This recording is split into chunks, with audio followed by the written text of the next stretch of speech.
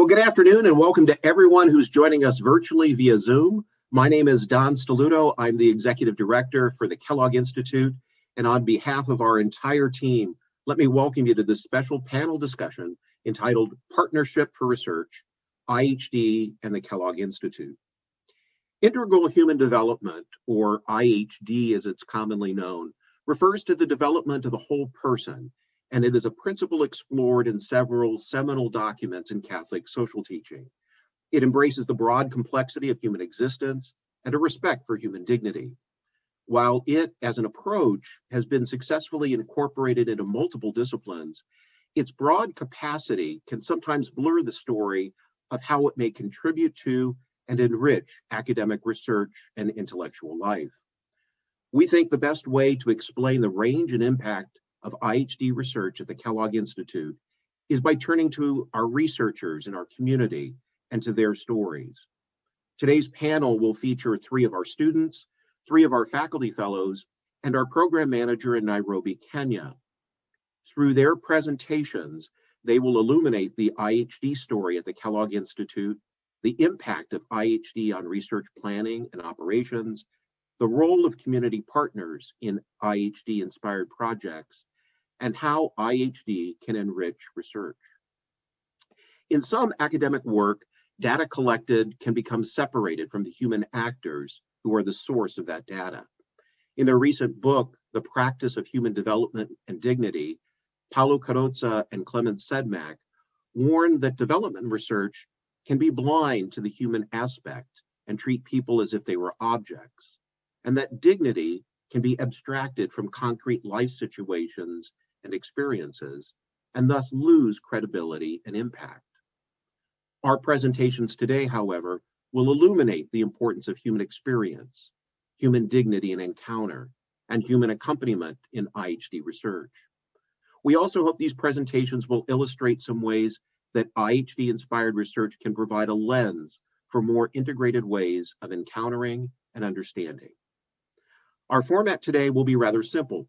We'll feature 7 fantastic panelists who will present and explain the range of their research projects and their experiences. After their presentations, Paulo Carrozza, the director of the Kellogg Institute, will provide his observations and an understanding of what these presentations reveal as a whole. During our remaining time this afternoon, we'll open up the floor for your questions. If you have a question for our presenters, please post it into the Zoom chat feature, as Teresa has noted. We'll take as many questions as possible before our time ends at 1 o'clock. Before going any further, let me also offer our thanks to Kellogg Institute staff who are making today's event possible, especially Teresa Hanlon, Karen Joseph, and Karen Clay. Our panelists this afternoon are Vanya Smith-Oka, Associate Professor of Anthropology, whose project is Maternity Spaces and Integral Human Development, Healthy Settings in Maternal Child Health Centers in Kenya. Lisa Wang, an electrical engineering major, working with Professor Terrence McDowell on his Empathy Objects project. Claire Mitchell, a double major in anthropology and pre-health studies, also working with Professor Terrence McDowell on his Empathy Objects project. Sebda Arslan, a PhD candidate in anthropology with a focus in migration, identity, and ethnic minority studies. Paul Okabok, Associate Professor of History, whose current project is Imperial Blend, Kenyan Coffee and Capitalism in the Era of Anglo-American Empire. Jacqueline Aridi, the Regional Research Programs Manager for East Africa at the Ford Program, and a specialist in health system management. Jackie is joining us from Nairobi, Kenya this afternoon. It's evening there, so good evening, Jackie. Laura Miller-Graff, Associate Professor of Psychology and Peace Studies, who's been working on 2 IHD-inspired projects, Person-Centered Maternity Care in Kenya and Empowering Pregnant Women in Lima, Peru. You can find fuller biographies of all of our presenters on the Kellogg Institute website. Vanya, why don't you start us off and tell us about Maternal Spaces, the interdisciplinary project that you've been leading. Thank you, Don. Happy to do that. Karen, do you mind sharing my slides?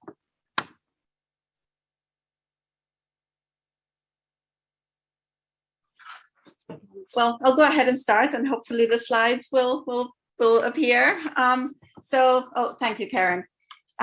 So thank you so much for having me this afternoon to talk about this project. It's as it says here, it's the Maternity Spaces and Integral Human Development in Kenya project. And so today I'll briefly share three things about it. The first will be the scope and focus of the project itself. Then the second thing I'll mention is the interdisciplinary team. And then the third one is where we're at now in the world of COVID-19. So the project focuses on the maternity environment and its impact on the health of people who use this space. So I was invited to be part of this project in early 2019 by two architects, John Onyango, who's also faculty fellow at Kellogg, and Nicoletta Setola, who's at the University of Florence and was a visiting fellow at Kellogg that year. So some of our previous research on maternal care has shown that there's a significant rise in intervention rates in childbirth across the world. So high intervention rates are associated with an increased risk in both short and long-term negative clinical, psychological, and potentially epigenetic outcomes for mothers and children. But conversely, a relaxing environment that has sufficient room for the mother to move around, as well as intimate spaces and environments that communicate the positivity of birth, are all known to trigger the physiological birthing process and by decreasing the stress of women in labor.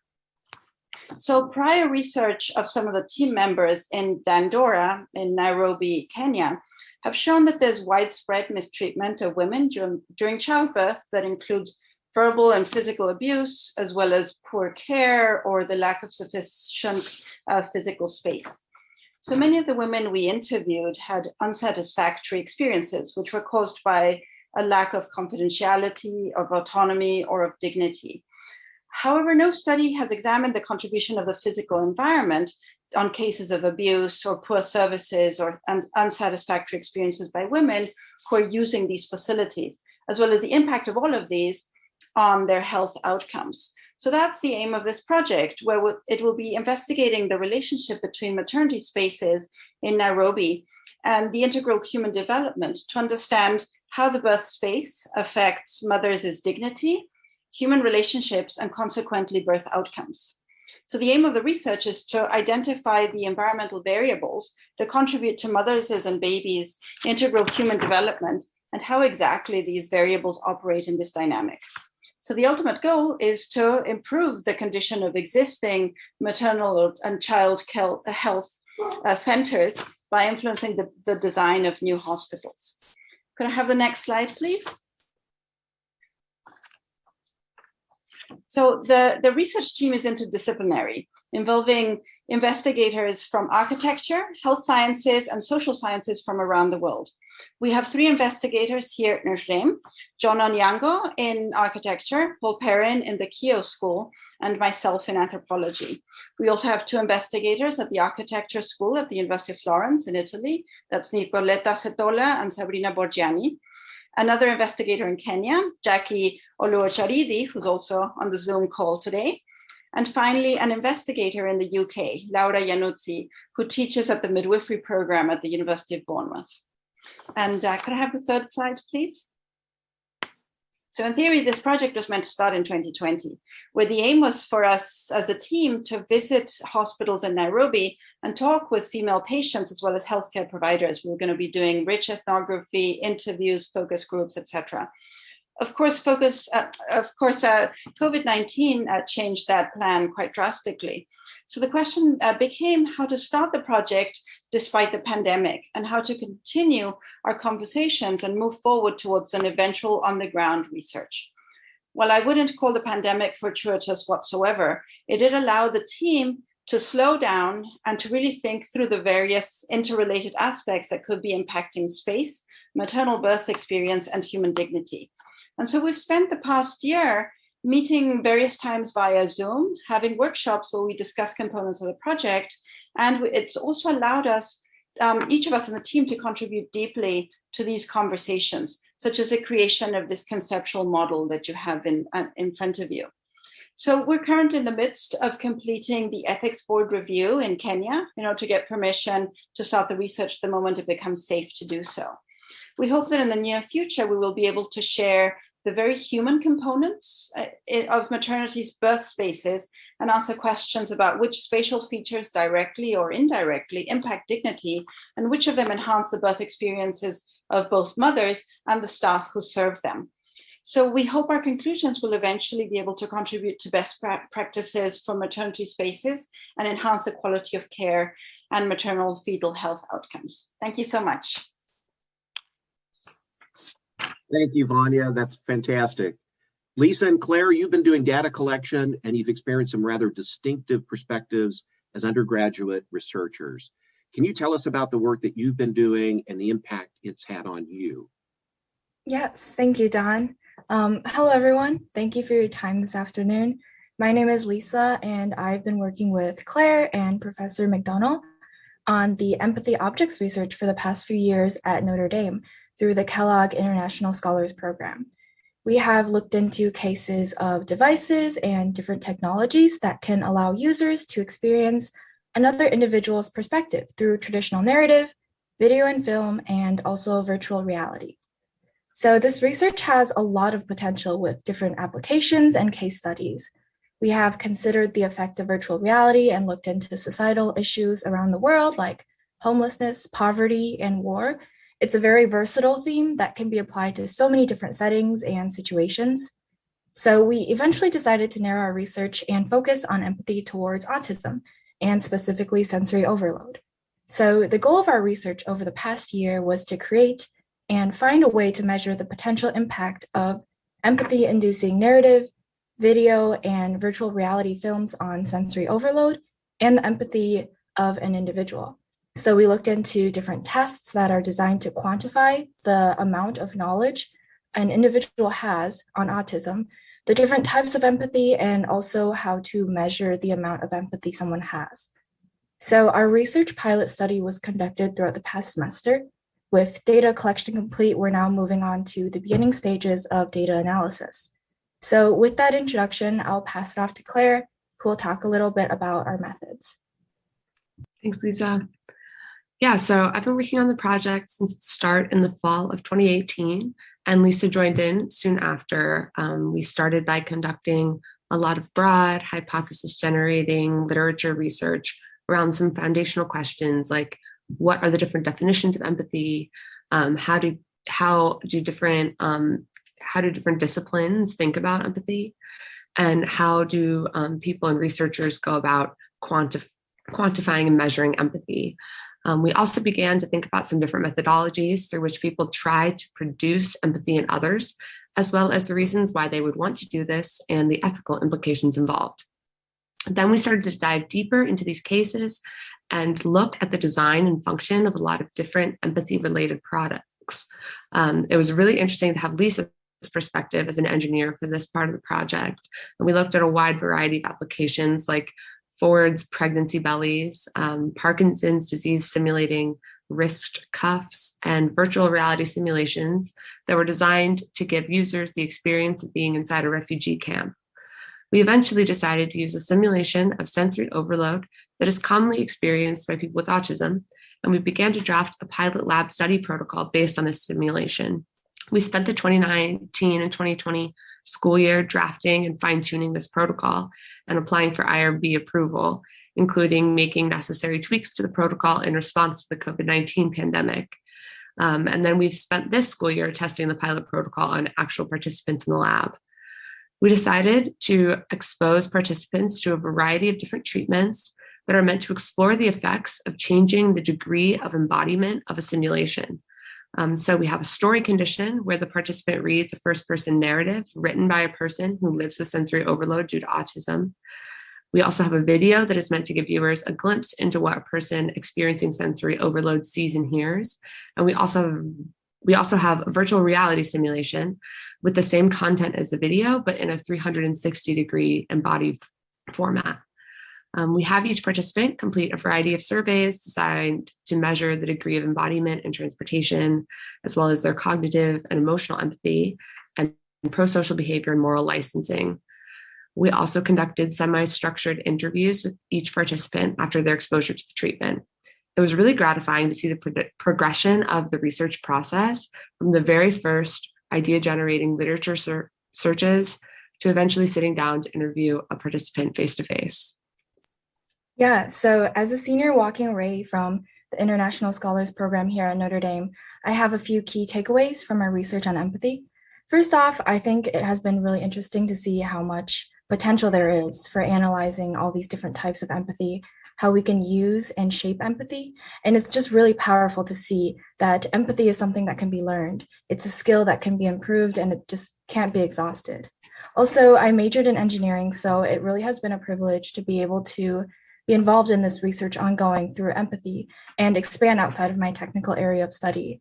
I have been able to gain an additional understanding in the application of virtual reality and other storytelling narratives on challenging social outcomes and also sharing empathy. I think perspective taking has also been a huge portion of our research. With the advancement of technology and also virtualization, it has been so amazing to see that we can be in the shoes of another person and virtually experience their world and what they may have to face daily. And I've always been personally interested in these technological advancements and its contribution to enhancing society. And in our particular research right now, how it can contribute to empathy in individuals. So working on this type of research has been so rewarding in the sense that we can really see its effect on allowing users to experience someone else's perspective and further promoting connections and understanding. So it really has potential to further enrich developments in society. And conducting this research on empathy has also had a profound impact on my personal and professional growth. And thinking about my own career aspirations as I apply to medical school with hopes of being a physician someday, this study of empathy has been really crucial for informing my thinking on human connection and emotions. I've developed a deeper appreciation for the power of story in promoting empathy, as well as the impact that sense perception seems to have on emotions. I think that both of these takeaways will have an impact on how I view my interactions with patients in the future. Lastly, Lisa and I have both really appreciated the opportunity to be part of this research project from its very beginning and to see it really take off. We're both immensely grateful to the Kellogg International Scholars Program for this unique opportunity to be part of research throughout our entire undergraduate careers. And personally for me, it has made me confident that I aspire to pursue social sciences research in academic medicine. So we'll turn it back over to the moderators, but thank you for having us. Lisa and Claire, that's fantastic. We're so delighted. And Claire, when you become a physician, I hope you're still around because I'll have some stories to tell you as a patient. With that, let's go to Sevda. Sevda, your work in your research, which is research for your dissertation, focused on communities that some may not be familiar with and how complex immigrant experiences were made even more complex during COVID-19. Can you guide us through your project? Yes, I'm going to share my screen with you.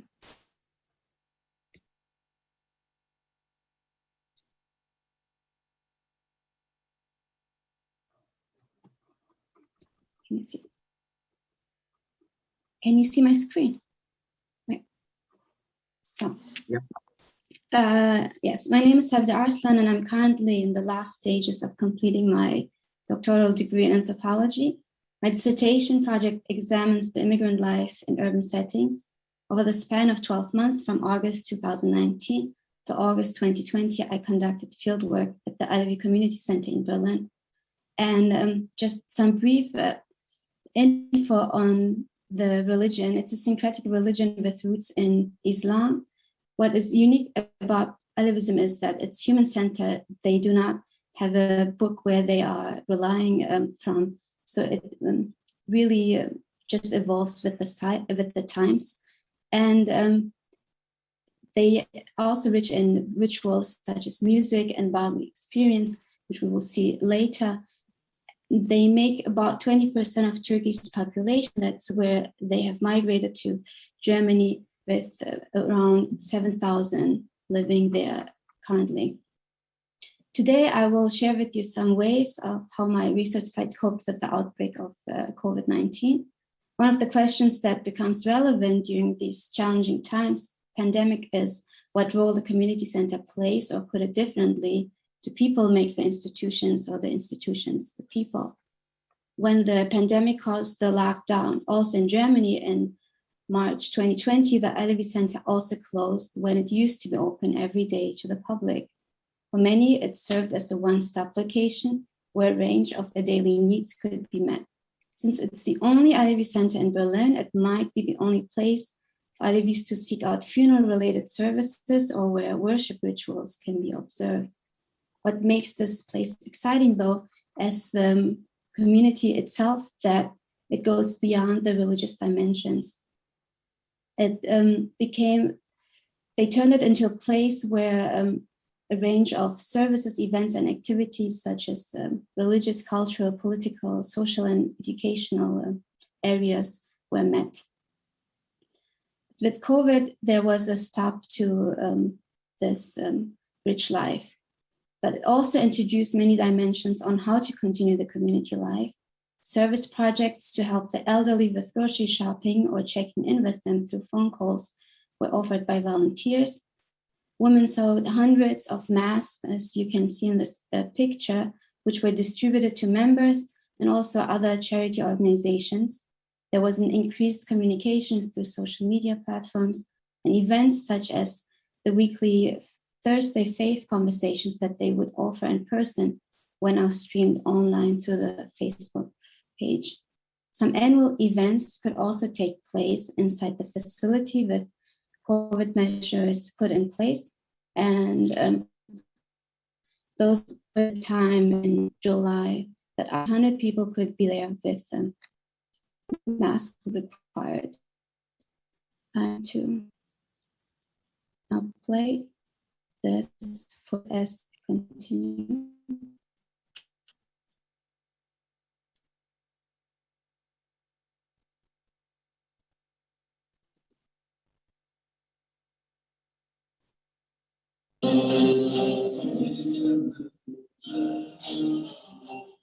Since COVID-19 regulations were enforced, I've been wondering where some people would hang out or socialize now by themselves who would go to the center also for these purposes.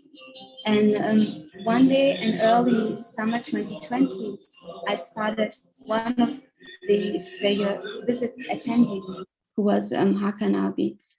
I was told that he was suffering from mental health problems. He was 50 years old with a tall, slender build, was one of the very few who would drink coffee at the center instead of the Turkish tea, which was common for people to drink.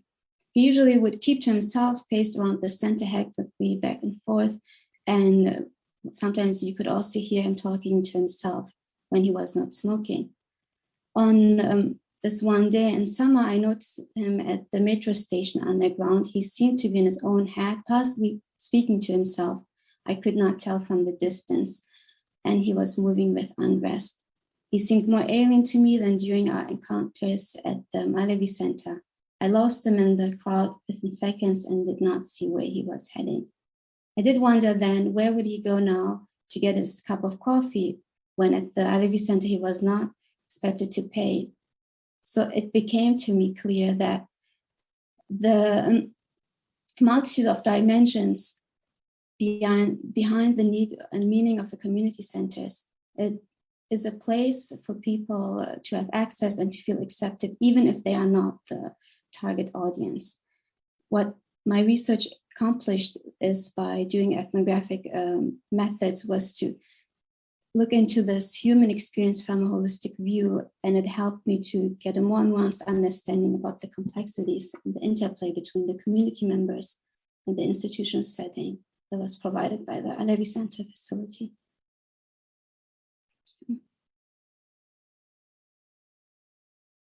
I think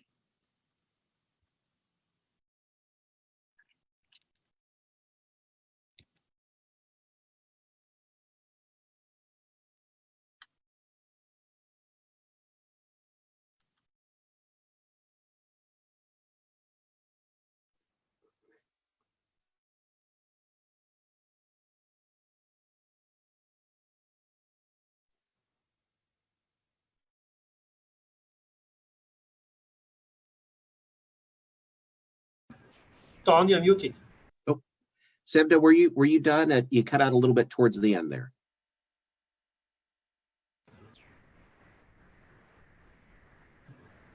Oh, maybe we lost. Maybe we lost her. Okay. Thank you so much. Oh, there you are. Okay, good. Were you done? We lost you there for a second. Yes, I think I had a little bit of internet problems. I think I am, yeah, about done. I'm not sure if you were able to see the video. We did. We did. Okay. We did get a chance to see it. But yeah, thank you for providing this opportunity.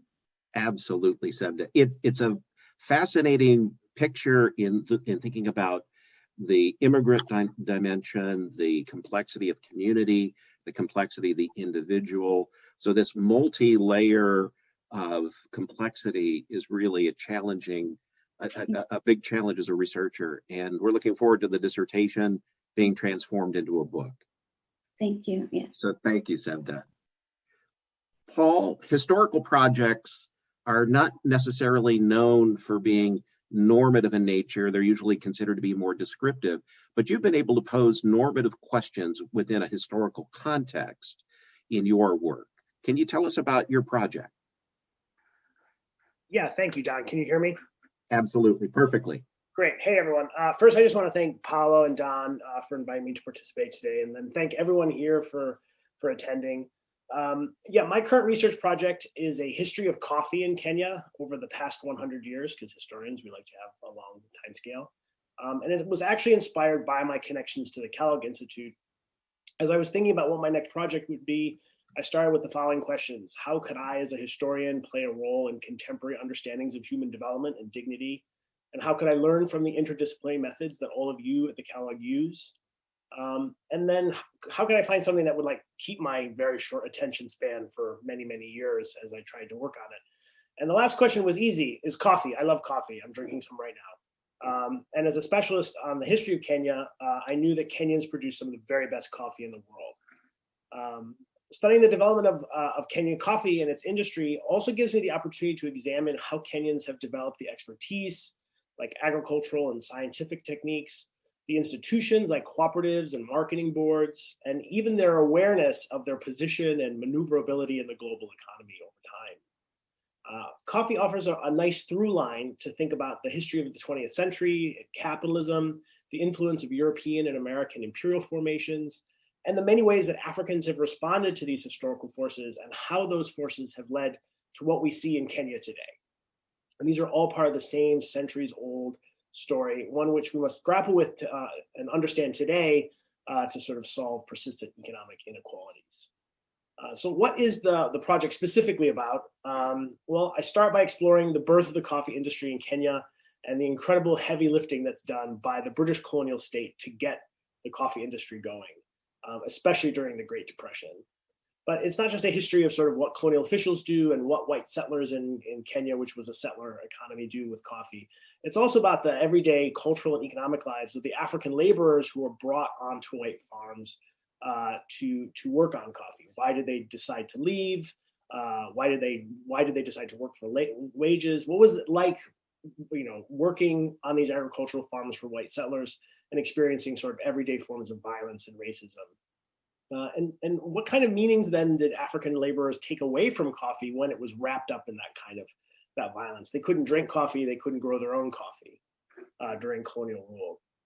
And then I sort of pull that story into the World War II period and decolonization, and how Kenya, these first generation Kenyan politicians have to not only negotiate their independence, but at the exact same time negotiate their place in the International Coffee Agreement, which would essentially sort of lock them in for quotas for decades to come and quite dramatically alter the nature of the industry. And so then I focus a little later on the impact of structural adjustment policies and the American influence over the Kenyan coffee market in the 1980s and 1990s, and what sort of those are big global shifts and big national shifts in policy and practice, what that means for the actual farmers on the ground. And here, I use a lot of the kind of work that political scientists and economists have done. And Imperial Blend will conclude in a very sort of present day way, thinking about how coffee farmers are handling the sort of retreat of government regulation and the effects of sort of neoliberalism on their everyday lives. And this, this sort of new era that they find themselves in is sort of made tangible by the fact that you have these, American millennials showing up on their doorsteps, literally on their doorsteps, asking them if they have the perfect cup of coffee that they can take back and roast and serve in their boutique roasteries. In the United States and Europe, consumers have responded to this third wave movement of high quality small batch coffee roasting. I mean, it's sort of it's a big deal now. It's billed as an alternative to Starbucks, roasters like Counterculture, Stumptown, Intelligentsia, which you can all drink now in the Duncan Student Center, although it's not very good. Blue Bottle, they are all using to promote coffee as sort of a new form, like a direct form, a sort of a successor to the fair trade form of coffee that we've seen in years past. And one of the questions I'm trying to answer is, what does that mean for these coffee farmers on the ground who have experiencing this like very new, very recent kind of interaction with American companies, while at the same time trying to maneuver the reality that larger corporations like Starbucks are now actually trying to buy up the farms and sort of create like a vertical supply chain, vertical integrated supply chain from the grower all the way to the barista. So that just gives you sort of a broad sketch of the book and where it's headed, where it's been. I think the most exciting part of this research, though, is that it has an influence on my own human development. In order to do this sort of work and to sort of work through the endless reams of data that I've been collecting from the Kenya National Archive and the British National Archive and archives here in the United States, I need to start find ways of thinking about broad economic patterns. And so I have to retrain myself as an economic historian. I am a cultural and political historian, but now I have to sort of develop new tools to sort of do this kind of work. So with the help from the Kellogg, several years of funding, as well as a new Andrew Mellon New Directions Fellowship, next year I'll be spending most of my time at Northwestern taking grad courses in economics to sort of learn economic methods, to sort of use them to apply them to the kind of work I'm trying to do with this historical material. And to sort of understand how older generations of Kenyan farmers remember their lives as coffee growers, as well as to talk to a current generation that sees themselves as this big commodity chain, and how they connect to coffee and how their labor connects to global capital and development and their own family's dignity. I have to dust off the ethnographic anthropological methods that I learned as a grad student. So it's one of those projects that's anthropological, it's historical, it's also economic, it's got political science involved. And so in a way, it embodies the best of what the Kellogg Institute does. And I think that these methods will make Imperial Blend a different kind of history, a history that's more valuable to social scientists and more valuable to practitioners of development and human dignity. I think, Don, I'll stop there, if that's all right. I could talk about coffee all day if you want.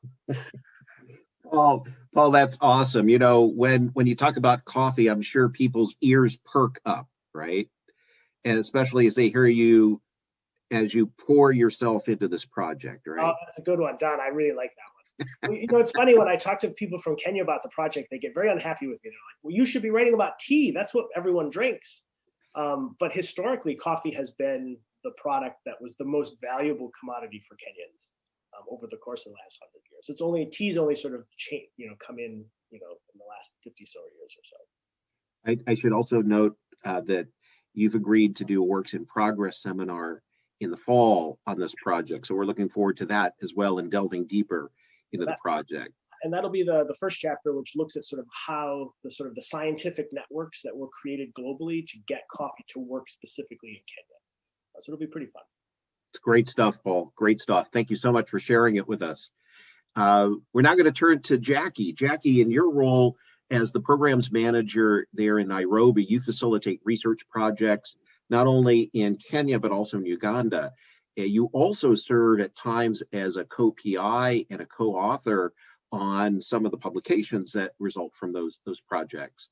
You're perfectly positioned to explain the impact of IHD on local communities and the importance of collaboration and partnerships. Can you share some insights from those projects with us? Thank you, Don, for your kind words. Good evening, everyone. It's evening here, 7:30 to be specific. On my end, I'm going to talk about some of the operations of the Ford program that are allowed us to do the research that we've done in the past. So I won't have a specific research project in mind, but I'll give a few examples from a few that we have done. So as you all know, the Ford program in Human Development Studies and Solidarity was started in 2008 with a mission of research, teaching, student learning, and service. Through these efforts, all these different things were supposed to promote integral human development, which is understood as a holistic model of flourishing rooted in dignity and the full potential of the human person.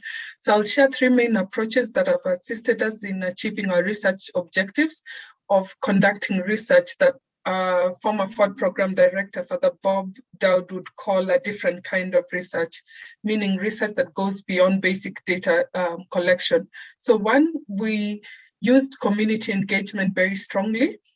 So from the beginning, Ford program operations were rooted in a human-centered approach whereby we had a structured listening and learning process that went on for over 1 year.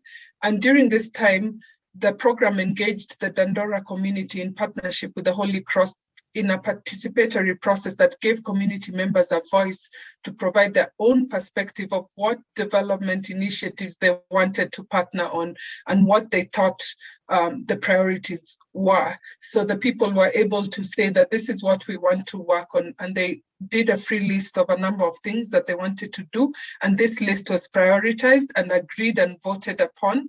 And the eventual outcome of this process was that the development interventions that were selected had been those that were prioritized by the community and were owned and valued by the community. There were several, almost 7, including a community radio station, but in the end, the community prioritized the 2 highest ranking needs and the ones that we had potential and to work on based on the faculty at Notre Dame. So the 2 main highest ranking needs were strategies for improving business profits for small informal traders who are mostly women. And so we worked on an entrepreneurship project. And the second one was assessing and improving the quality of maternal health services for women, where we had a series of different projects with people like Laura Miller-Graf and Vanya and myself have been working on continuously. So we partnered with the Department of Economics for the first entrepreneurship project. And in this project, 3 economists, Wyatt, Kevin, and Terry, assessed whether mentoring or teaching was more effective via randomized controlled trial and discovered that mentoring improved profits for the small traders, the informal women traders, by almost 25% more than in-class teaching. And an interesting learning on IHD was that the mentoring continued after the completion of the 3-year project. So we started in 2014 and finished in 2016, and the women continued meeting, the pairs of women who are mentors and mentees continued meeting even after the end of the project. And in 2016, we had an end of a dissemination event where the women were invited to speak about their experiences. And this was one of the first time where the voice of women was being heard from themselves, and they were speaking to government policymakers and other academics about their experience in trying to improve their business profits together with the study participants at one of our partner institutions at Strathmore University. And this had a great impact by adding the voice of the most vulnerable and giving them a platform to present. And some of them say that this was their first time at a university in Kenya ever. So it was very powerful, and those the policymakers really got the experience firsthand. I don't know if some of the photos can be shared from that just to illustrate. So the first photo, this is Jane Lenya and her partner Mudhoni, and they spoke. These were 2 mentors from 2 different ethnic communities in Kenya who known not to be friendly to each other, but they spoke of their experience of friendship and trust. And I think Ilaria writes about this in the book that Paulo and Clemens wrote about. Then the next photo, these are our researchers. This was Kevin Donovan, who has since left for Yale, and Helen and Dean Wangombe were there presenting on the side of the researchers. And then the next photo, This is still them explaining. Father Bob's head is somewhere there. Next photo. And this is the entire team of policymakers, women, and academics together in a forum to disseminate the results of the study. And the last photo. This is us with the women.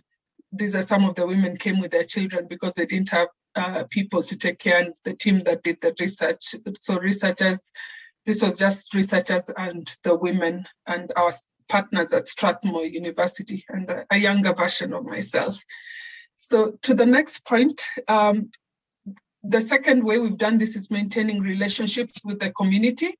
Other major projects that Laura and myself have worked on, such as the patient-centered maternity care, happened during the COVID-19. So we were midway and COVID-19 happened, but this did not affect us so much because when we experienced the extreme lockdowns that we had in Kenya, the lockdowns and the curfews, our base of operations at the Holy Cross allowed us to continue working. And what helped us was the trust with the communities from the beginning and practices that were respectful of the dignity of the individual. So for example, we switched from in-person survey to survey via phone calls. And every time we called someone, the first thing they asked was if we were from the Catholic Church. And if they confirmed that we were from the Catholic Church, the response was positive, and we'd spend an hour talking to them on the survey and them answering questions. And in addition to that, they're able to bring their children for child assessments when the lockdowns were eased, with the trust that we were using the recommended practices. So in the end outcome, we were able to raise the retention of the women through callbacks because it was a very volatile time. People moved back to the rural areas. And so we were able to increase retention from about 40% to 70%. And people also brought their children for child assessment because they trusted that we'd take care of them and we'd put in the COVID-related precautions. Lastly, the partnerships. I'll talk about the partnerships that we've had in the past. What has worked for us is we work with organizations that have similar missions and value systems. We ensure that our partners have values such as dignity, equity, transparency, a collaborative spirit, trust, and service to community. And we found out that local universities such as Strathmore University and Catholic University of Eastern Africa have similar ethos and believe in social Catholic teaching. But there are also other organizations such as research think tanks, such as Zizi Afrique, which has been doing work for foundations such as Porticus Foundation and have that same kind of ethos and the respect of the individual. There's also the Institute of Economic Affairs, who we've worked with, who are highly respected as a think tank and are very professional and have a reputation for excellence as well as teamwork. And of course, we've worked with Catholic Relief Services, where I am hosted, and they share with us a lot of information, and we are very cordial with them. So, and lastly, our most important partner has been the Holy Cross congregation in Dandora. I cannot emphasize how much more they've been important with their institutions such as the Brother Andre Medical Center.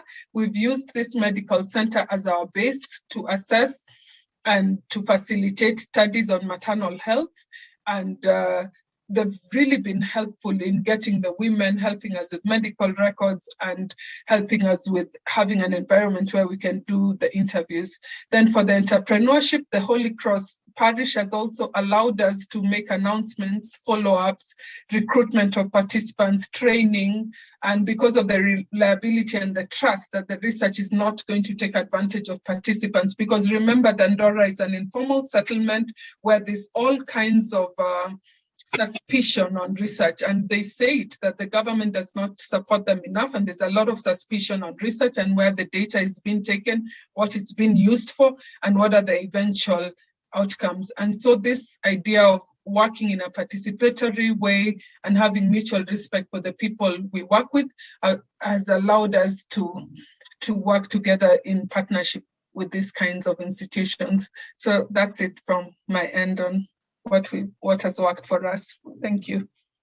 Jackie, thank you so much. The many roles that you fill there, are just inspiring. The ways that you continue to foster and continue relationships that we have there even during COVID, fantastic.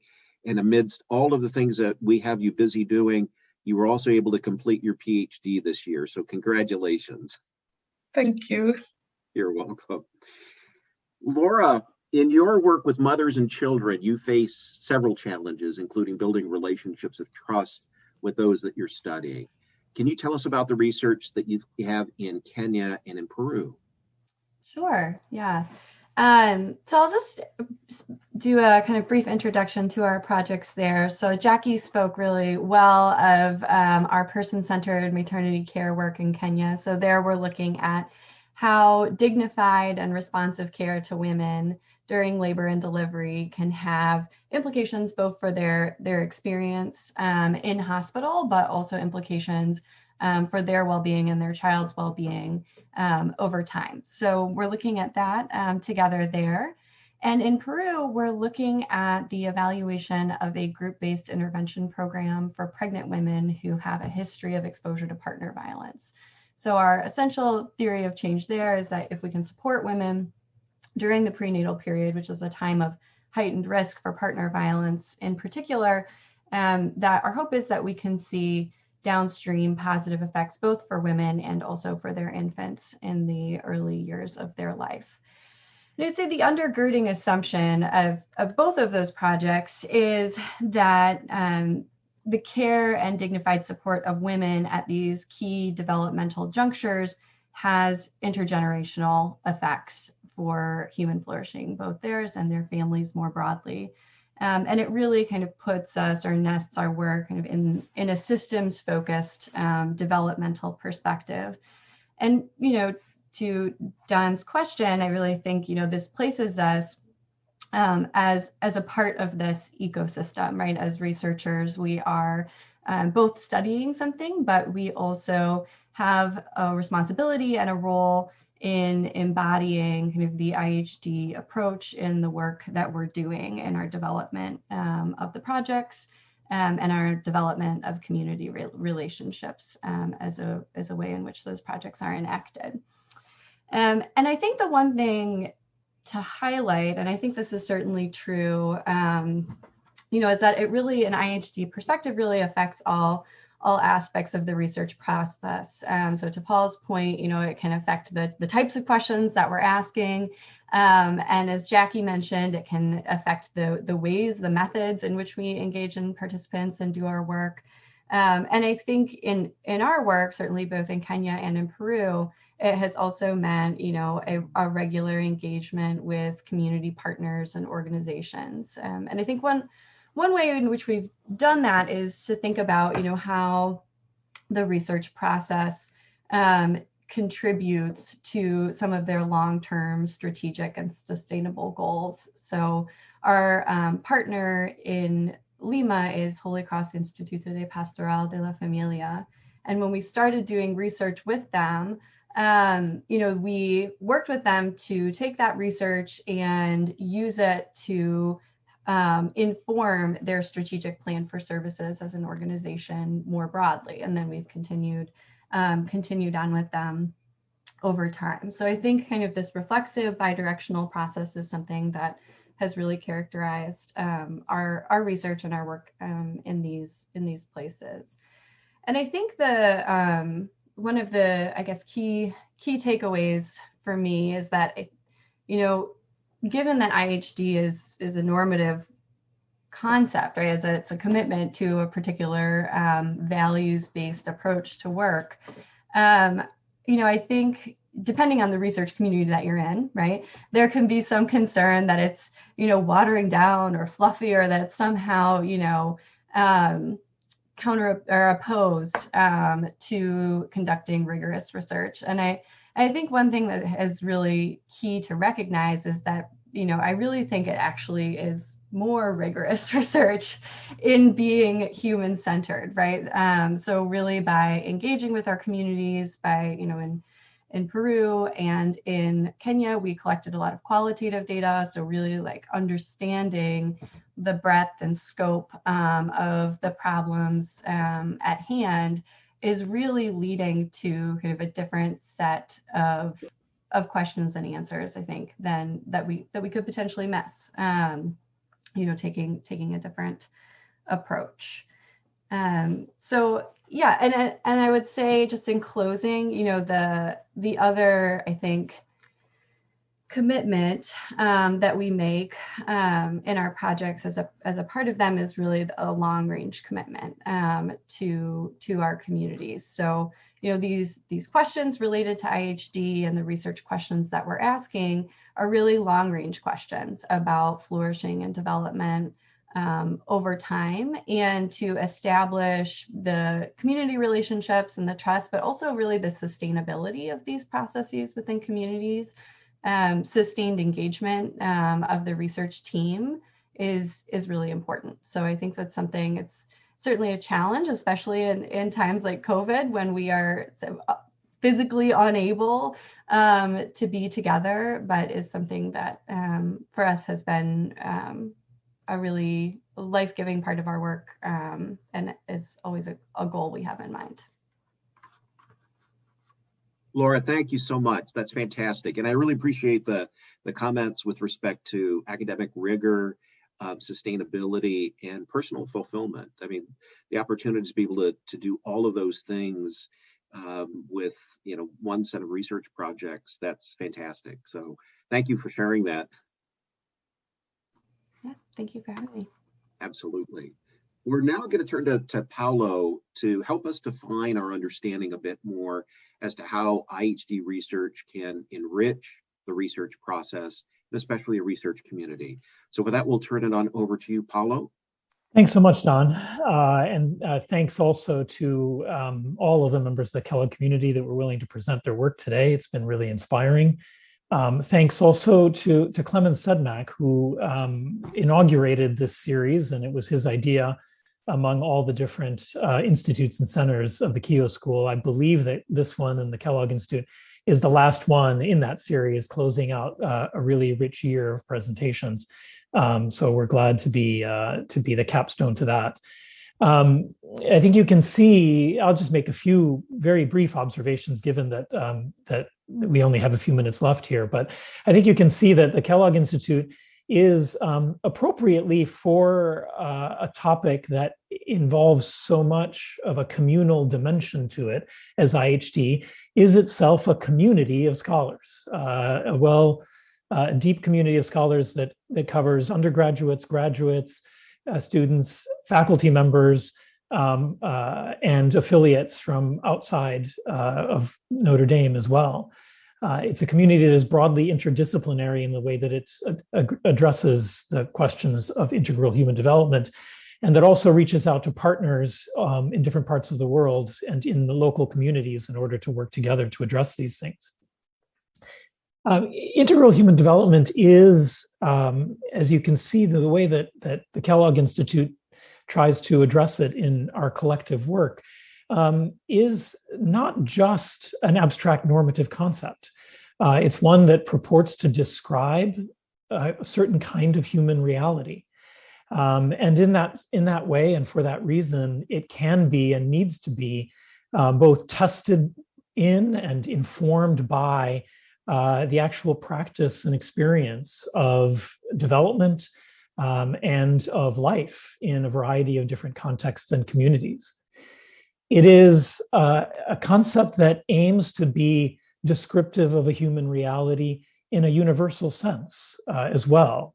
It's not just Catholic. It certainly has its historical roots in being articulated in a Catholic intellectual and moral context, but is neither just Catholic or Western any more than, say, algebra is distinctive only to the Arab cultures of North Africa because of its origins. Rather, it does try to reach all contexts. You can see the variety here of this research of communal and cultural contexts, historical contexts in which it becomes applicable. That's a challenge, of course, always to try to ask how it can be suited to the wide diversity of human life in the human family. But it is part of its appeal, is that pull towards aiming towards a certain kind of universalistic way of understanding what leads, in fact, to human flourishing in practice. And each of the elements of integral human development, those three words, have been interestingly on display in these presentations, I think. Integral in the sense that it tries to bring together all different aspects of reality as a unified whole. That involves looking at things using all of the resources of different disciplines, different methodological approaches, different ways of grasping that reality. It's human in the sense of being oriented towards a comprehensive understanding of exactly what gives human beings their distinctive value, or dignity, the word we heard so much of today, including the aspects of human dignity that involve an interiority. It's not just seeing humans from the outside, so to speak, in human communities, but what motivates them and what moves them and what orients them towards horizons of meaning, including the religious dimension, which is often excluded in much of our secular culture. And it involves development in a way that truly expresses the growth of the person and the growth of the community, including the growth of the persons who are engaged in the research themselves. It was interesting to hear today several examples of how our researchers, by taking an IHD approach, have themselves been changed as participants in that, as in relationship with the people with whom they are working in partnership. There's a two-way reciprocity, really, of relationship in that. And that makes growth, the growth that IHD aims toward, one that is dynamic. It's always changing. And it's oriented as well to the process as much as to the outcome that we're seeking, how one goes about it. Again, we heard that repeatedly. So for that reason, and in closing, I'll just say that I think we can see here that both as a community of research and as a concept that we're trying to put into action and integrate into our research, IHD at the Kellogg Institute is an open-ended inquiry, is open-ended and incapable of being sort of defined in a limited way and within closed horizons as the human person itself is. It can't be exhausted, and so there's no formula to what integral human development means or how it can be put into practice. It is something that has to be rediscovered and reconquered in every new context and in every new situation. And so it gives us sort of an elan to reach out into the future, always to new ways of applying it and new ideas that will help us to understand it more deeply. And I think all of the guests that we've had here today, the researchers, have shown very clearly how that has been true in the various contexts they've presented. So thank you all. Paolo, thank you so much. That was fantastic. Absolutely fantastic. We have time. We're right at 1 o'clock, and with if folks don't mind, if we take about 3 minutes and take one of the questions. We've had a number of questions that have come in, and one of them actually came in from Poland. This is from Emilia Kowaleska from the Polish Academy of Sciences in the Institute of Political Studies, who asks, how might secular research institutes around the world start to pursue or develop an IHD-inspired research agenda, such as within economic sociology, development economics, or sociology of education? Any advice for where to begin in terms of exporting, mainstreaming the concept? And Paolo, since you had already started touching on that a little bit, do you want to maybe take a few minutes and lend some additional advice there for Emilia?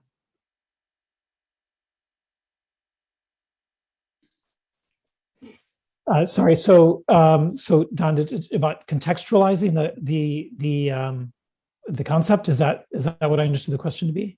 What would we recommend in terms of starting, particularly at a secular research institute? How would one begin, or where's a good place to start, or to develop a corpus of thought towards an IHD approach? Yeah. So I think exactly because, as I said, I think IHD aims to and succeeds, however imperfectly and however tentatively, to describe what actually does in fact correspond to what leads human beings in community to lead good and flourishing lives. It is something that that many other areas of research that don't approach it from the perspective of Catholic historical or theoretical perspectives are also aiming towards. So in the context of international development, for example, I mean, there are plenty of examples of how over recent decades there has been an increasing awareness of and push towards the fact that human development cannot be contained only within an economic dimension or only within an individualistic dimension. I think any of those bodies of knowledge that aim towards a more general and holistic understanding of what human beings are and what gives them, what contributes to their growth and their fulfillment, are ways in which one can enter into the concept and bring those things together. And I think if one follows them then to their, to along the logical path that they point to, it will inevitably lead more and more towards an expansive and more integrated understanding of what else needs to be included as well in order to take the full complexity and reality of the human person and of human communities seriously. Okay, thanks, Paolo.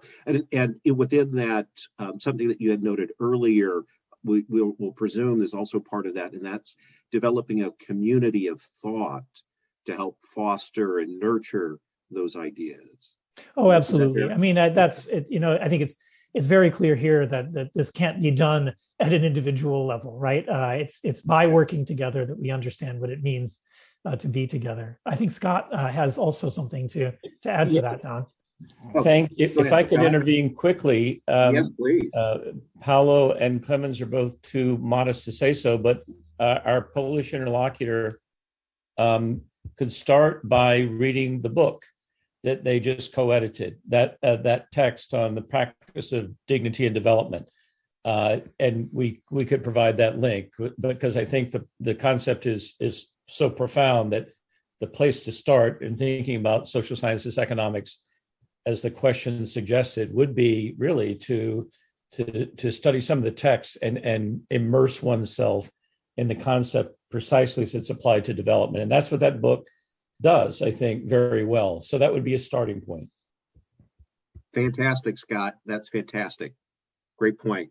We're at about 5 minutes after we've kept folks over, so we're going to go ahead and stop there. But in closing, let me say that today's panel is part of a has been part of a year-long study to develop and sustain dialogue about IHD within the Keough School for Global Affairs. And we hope that today's presentations will provide not only the opportunity to generate more discussion, perhaps even some collaboration on IHD, but that perhaps if there's interest in the fall, we might actually have some additional panels to delve more deeply into the questions as well as some of the specific projects that were presented today and allow more time to get more into the specifics of those projects. So with that, I'm going to go ahead and close us out and thank you to all of our presenters. Please join me in thanking all fantastic 8 presenters that we had this morning. And thank you for the questions, even those that we weren't able to get to. So thank you. Have a great afternoon and take good care.